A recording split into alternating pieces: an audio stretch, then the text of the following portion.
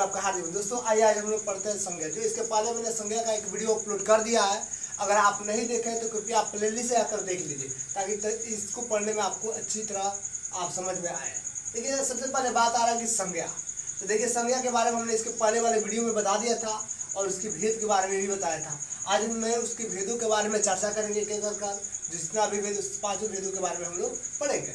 सबसे पहले उसमें आपको प्रथम भेद आता है, वो आता है व्यक्तिवाचक संज्ञा। देखिए, बहुत सिंपल, इसको हम लोग बोलते हैं प्रॉपर नाउन। तो कह रहे हैं कि व्यक्तिवाचक संज्ञा, देखिए किसी भी संज्ञा का उसके नाम में ही उसका डिफिनेशन छिपा रहता है, और आप उसको अच्छी तरह एक्सप्लेन करें उसके नाम से उसके आपको डिफिनेशन निकल जाएगा। देखिए, कह रहा है कि व्यक्तिवाचक संज्ञा, व्यक्तिवाचक संज्ञा में हमेशा व्यक्ति का बोध होता है। ध्यान रखना बात को, व्यक्तिवाचक संज्ञा में हमेशा क्या होता है, व्यक्ति का बोध। लिखा कि वैसी संज्ञा, देखिए कह रहा है कि व्यक्तिवाचक संज्ञा, तो वैसी संज्ञा लिखा जिस संज्ञा से किसी व्यक्ति, देखिए व्यक्तिवाचक संज्ञा में हमेशा आपको व्यक्ति शब्द लगा रहता है।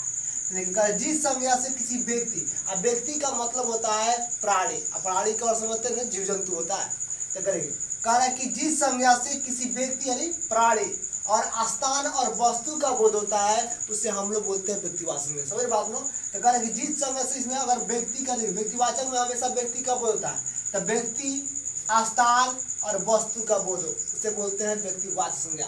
और एग्जाम्पल में देखिएगा, देखिए व्यक्तिवाचक यानी प्राणी, तो प्राणी में कौन कौन होता है, जैसे कि मान लीजिए किसी का नाम हो गया, जैसे राम हो गया। उसके बाद हमने बताया था कि श्याम हो जाएगा किसी। उसके बाद इसमें प्राणी का वजह से आपको आ जाएगा, जैसे कि हम बात करते हैं यहाँ पर पक्षी हो जाएगी, पक्षी में जितना आपको आता है, जैसे मान लीजिए आपको हमने बोला मोर हो जाएगा। उसके बाद आपको जीव जंतु भी आ जाएगा, जैसे कि हमने बोला बैल, बैल भी आपको व्यक्तिवाचक में आता है, क्योंकि वो भी एक प्राणी है ना। तो ये आपको हो जाएगा एग्जाम्पल में, ये प्राणी में हो जाएगा। अब स्थान में, तो स्थान में तब जानते हैं, जैसे कि हमने कहा कि पटना। उसके बाद हमने कहा मुंबई। उसके बाद आपका किसी भी राज्य का नाम, जैसे कि हमने बिहार ही कर दिया, ETC। जितना भी राज्य और आपने शहर का नाम है, तो सबका सब आपको स्थान का जरूरत आ जाएगा। अब वस्तु, तो वस्तु का मतलब समझता है दुनिया का जितना भी आपको निजी चीज होता है ना, सबका सब वस्तु होता है। जैसे निजी में क्या आता है, तब जरूरी करते हैं, जैसे कि हमने बोल दिया पेन, किताब। उसके बाद आपको डायरी, ETC। जितना भी दुनिया का नाम भी जानते हैं ना, निर्जीव वस्तु, सबका सब क्या होता है, आपको व्यक्तिवाचक संज्ञा होता है। सभी बात में, तो यह व्यक्तिवाचक संज्ञा का एक सिंपल सा डिफिनेशन रहा। अब इसके बाद आता है कि सर व्यक्तिवाचक के बाद आता आपको क्या, तो इसके बाद हम लोग पढ़ेंगे जातिवाचक। तो देखिए, जातिवाचक भी बहुत सिंपल होता है, जिसको हम लोग बोलते हैं कॉमन नाउन बोलते हैं, इंग्लिश में बोलते हैं ना। तो चलिए हम जातिवाचक संज्ञा पढ़ते हैं। 2 नंबर जातिवाचक। तो देखिए, नाम में ही आंसर है जातिवाचक संज्ञा। तो क्या होता है, तो पढ़िए, बहुत सिंपल है। तो कह रहे हैं कि जातिवाचक में जाति का बोध होता है, वैसी संज्ञा जिसमें जाति का बोध हो।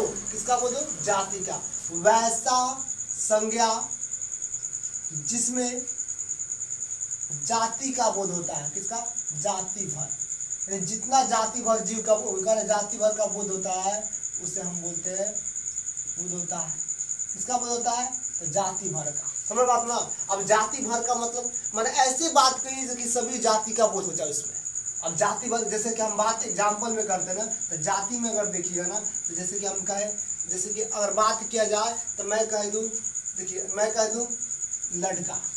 अब लड़का में, चाहे लड़का अब छोटा हो, बच्चा हो, चाहे बड़ा हो, सबका सब लड़का। लड़का में छोटा से लेकर बड़ा सबका आ जाएगा। उसके बाद हम मनुष्य कह दें, तो देखिए मनुष्य का मतलब होता है, अब वो नर हो सकता है या मादा, यानी आपको फीमेल या मेल हो सकता है। अब मनुष्य का मतलब जितना मनुष्य बात है, सब कैटेगरी हो जाएगा। सुना था ना। उसी तरह अगर मैं कह दूँ कि देखिए, उसके बाद अगर मैं कह दूँ, चलिए यहाँ पर हमने कह दिया कि अब जैसे कि बिल्ली। अब बिल्ली में जो भी होता है, बिल्ली के अंतर्गत जितना भी आता है सब हो जाएगा, छोटा बड़ा जितना भी, ये बिल्ली कैटेगरी जाति का बोल जाएगा। उसी तरह अगर मैं गाय कह दूँ, तो गाय भी एक जातिवाचक है, ETC। अब गाय मतलब, गाय में अनेक प्रकार की गाय होती है, सहवाल, आपको उसके आपको अलग अलग, प्रत्येक कलर का अलग अलग होता है, ठीक है, अलग अलग कैटेगरी की गाय होती है। इस गाय का मतलब, गाय में आने वाला अंतर्गत जितना भी जीव होगा ना, जब का सब आपको क्या हो जाएगा, जातिवाचक संज्ञा हो जाएगा। चलो आपको, अब इसके बाद आता है कि सर अभी तो जातिवाचक संज्ञा यहीं पर खत्म हो जाता है। अब उसमें आपको लड़की भी शामिल कर सकते हैं, महिला कर दे, महिला में जितना भी महिला आती है, छोटी से बड़ी सब हो जाएगी, ठीक है। अब आता है कि सर जो तीसरा आपको आता है कि इसके बाद आपको आता है कि चलिए सर आपको आता है अब आपको समूहवाचक। समूहवाचक तो देखिए अब बहुत सिंपल है। समूहवाचक संज्ञा क्या होता है?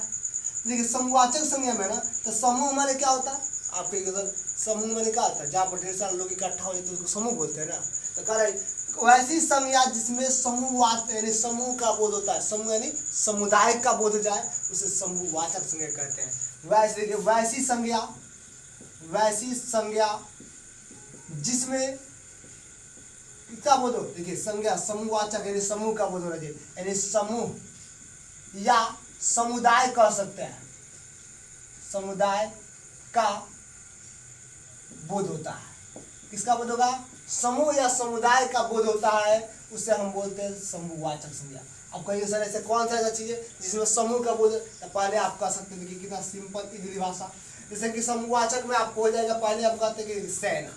सेना तो एक व्यक्ति में होता नहीं है, सेना बहुत सारा होता है। उसके बाद हम कह सकते हैं, और सेना का बाद अगर देखा जाए तो क्या हो जाएगा? और उसके बाद आप कह सकते हैं क्या?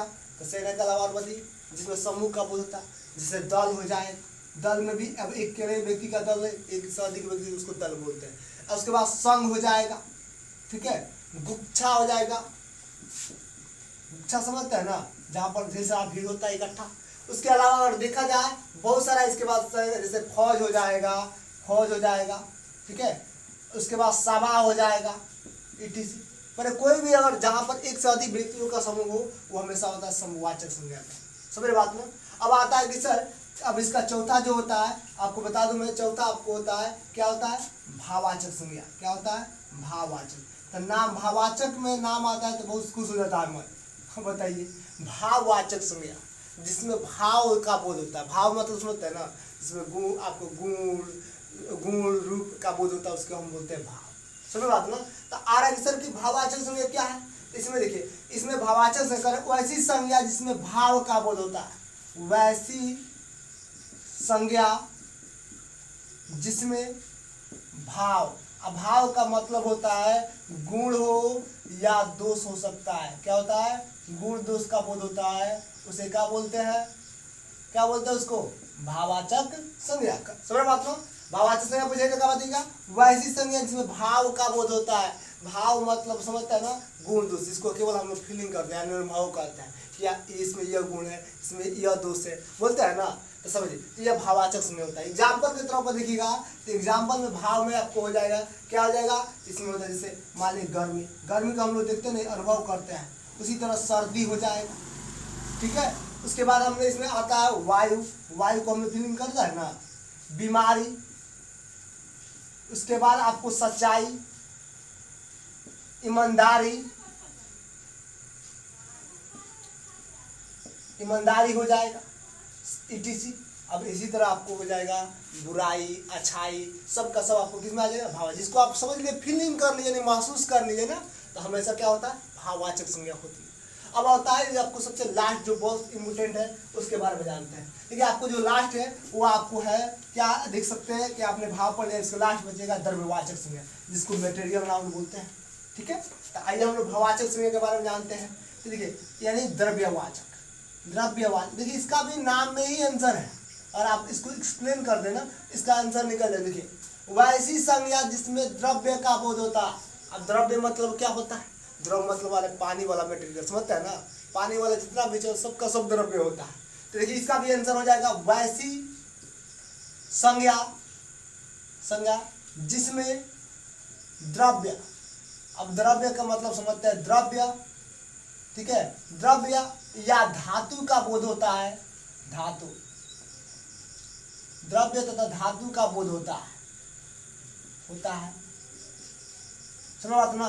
कारण कि वैसी संज्ञा जिसमें किसका बोध होना चाहिए? द्रव्य या धातु का बोध हो, उसे हम बोलते हैं क्या? द्रव्यवाचक संज्ञा।